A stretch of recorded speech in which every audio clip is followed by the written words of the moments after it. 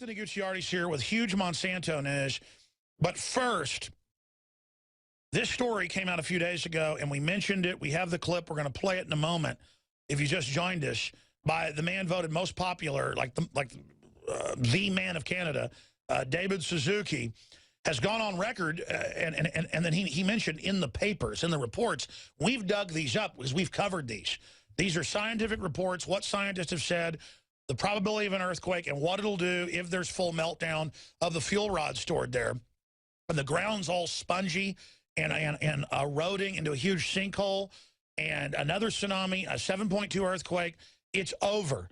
And it just shows the insanity of the power structure. And now they're getting ready to start removing the fuel rods.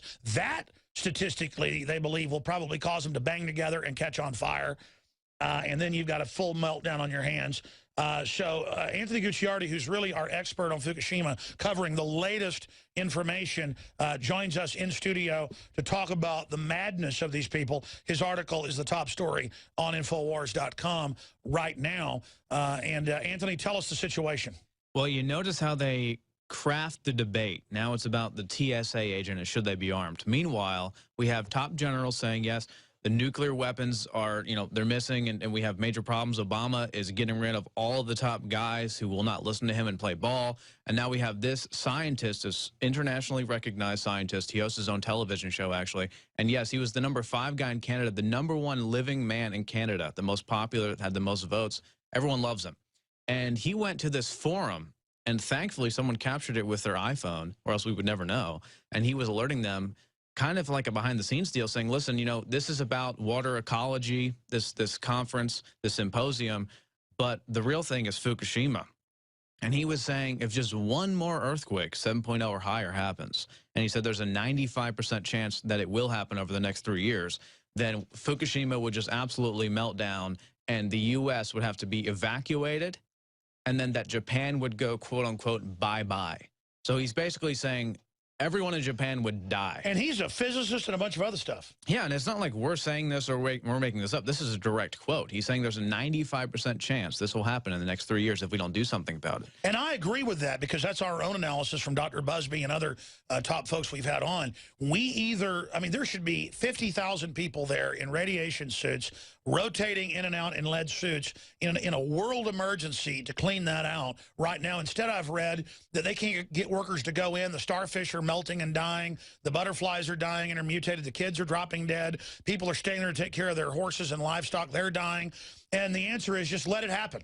No, there's still plenty of people living in the Fukushima region. Well, Ann Coulter says they should be thankful. No, they should be. No, that whole idea is that if you have a little bit of radiation, you get immunized like a vaccine. But no, the concept here is that TEPCO is now going in. Are you racist against radiation? I'm absolutely racist against radiation. I don't want to take Ann Coulter radiation pills, but maybe we should start promoting that. So I think the key thing here is they call it the TEPCO Mafia now because they're just so bad at what they do. They're either incompetent or nefarious. No one really knows. I mean, they're taping things up with duct tape at this nuclear plant.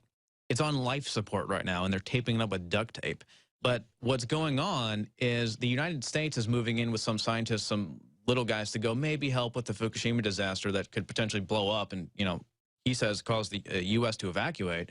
But they're going in and they're going to test the reactor 4, extracting some fuel rods, because they said that one was actually not melted down. The other ones have volatile, toxic elements inside of them all.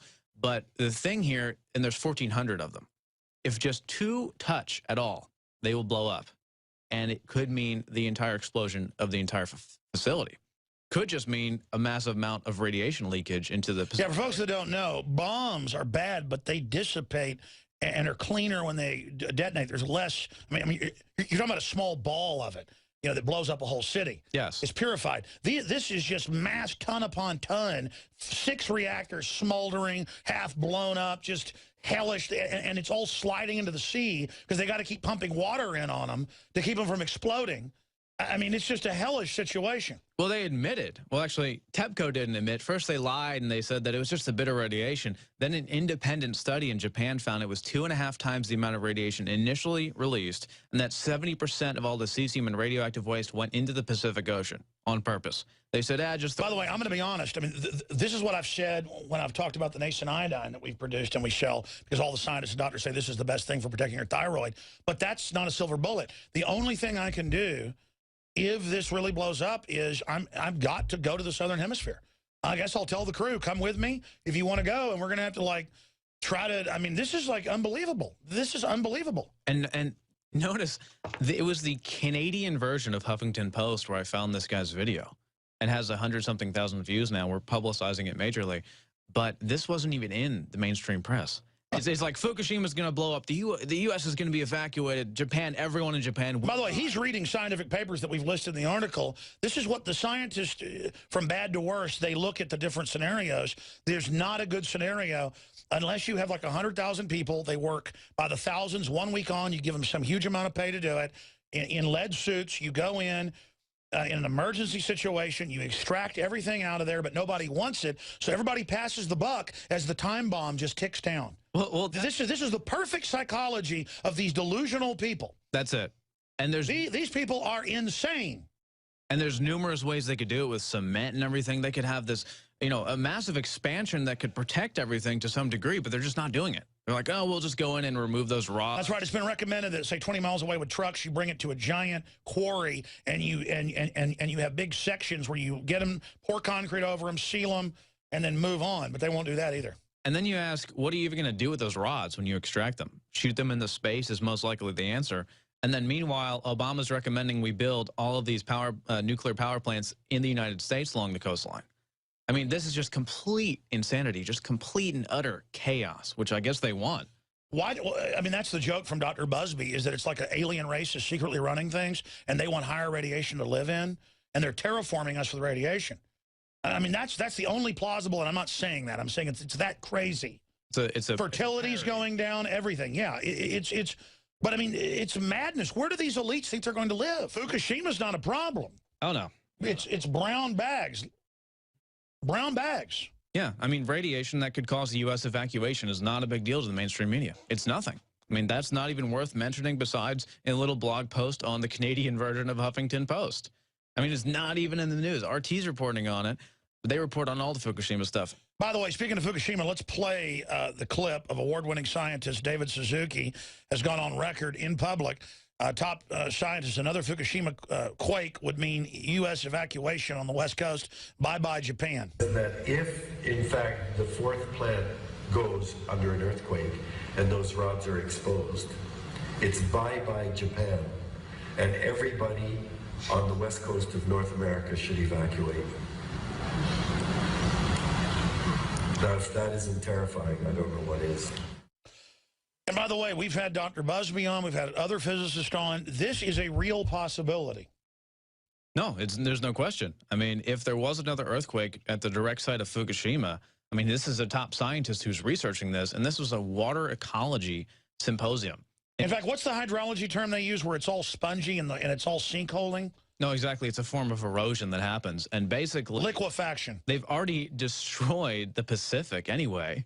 And there's so much toxic debris and contaminants in the Pacific Ocean that it's just swallowing the whole of Fukushima. And God forbid there is another earthquake. He says there's a 95% chance in the next 3 years there'll be one. But one thing we didn't even mention, by the way, I'm not even as concerned about the earthquake. I'm concerned about TEPCO going in with those 1,400 spent fuel rods and two of them coming together. I think there's a much bigger probability of that happening. And that's happening now this month. In 2 weeks, they're starting the test protocols for that. And we have someone quoted here speaking on that. Dr. Helen Caldecott says that two rods could touch each other in this process, which has been done before, and there could be a fission reaction and a very large release of radiation just from two rods. I have less faith in TEPCO than I do. I agree. Well, your article's up on Infowars.com. We'll continue to follow it. We're going to come back with military and police on the purge that's going on now, confirmed. We'll give you the latest on that. 800-259-9231, 800-259-9231, and we'll get you up and on the air. Thank you, Anthony Gucciardi. Thank you. Now you can watch Alex Jones live at Infowars.com/show. You'll find links to all of our content there and a free 15-day trial for Prison Planet TV. You can also browse the network, the InfoWars Nightly News, and over 60 movies and documentaries all together in one place. You can watch the Alex Jones radio show live as it happens. So check it out, Infowars.com/show.